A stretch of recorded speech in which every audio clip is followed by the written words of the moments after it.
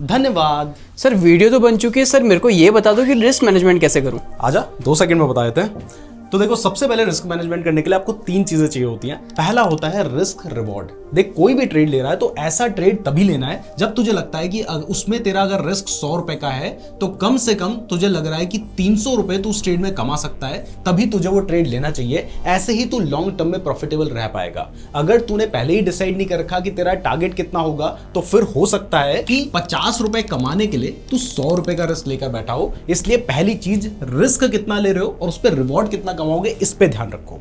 अब देख, कई ऐसे ट्रेड हो सकते हैं जिसमें तुझे लग रहा है कि तेरा स्टॉप लॉस बड़ा हो रहा है, जितना तेरा डेली का स्टॉप लॉस तू ले सकता है। जैसे तूने डिसाइड कर रखा कि मैं डेली 1000 रुपए का स्टॉप लॉस ले सकता हूं या एक ट्रेड में 1000 का स्टॉप लॉस ले सकता हूं, बट उस ट्रेड के हिसाब से अगर तू अपने सारे पैसे लगा देगा तो तेरा स्टॉप लॉस बड़ा हो रहा है, लेकिन रिस्क टू रिवॉर्ड के हिसाब से तुझे 1:3 का रिस्क रिवॉर्ड बन रहा है। तो इस केस में तूने उस ट्रेड में पूरा पैसा नहीं लगाना है, यानी पोजीशन साइजिंग बहुत इंपॉर्टेंट होती है। तो अगर तेरी कैपिटल 50,000 रुपए है और तुझे लगता है कि इस ट्रेड में तेरा जो स्टॉप लॉस है वो थोड़ा बड़ा हो सकता है, तो फिर उस ट्रेड में 25,000 ही लगा या उससे कम पैसे लगा, तो तू सही पोजीशन साइज से भी अपना रिस्क मैनेजमेंट कर सकता है। और तीसरा, सबको पता है कि स्टॉप लॉस हर ट्रेड में लगाना है। अगर तूने 10 ट्रेड में स्टॉप लॉस नहीं लगाया और उस वजह से तूने पैसा कमा लिया, लेकिन एक ट्रेड ऐसा होगा जिसमें तूने स्टॉप लॉस नहीं लगाया होगा और सारा पैसा तू एक ही ट्रेड में डुबा देगा। इसलिए इन तीनों चीजों को जरूर फॉलो करना। बाकी अगर डिटेल में जानना है तो रिस्क मैनेजमेंट के ऊपर ये वाली वीडियो देख ले।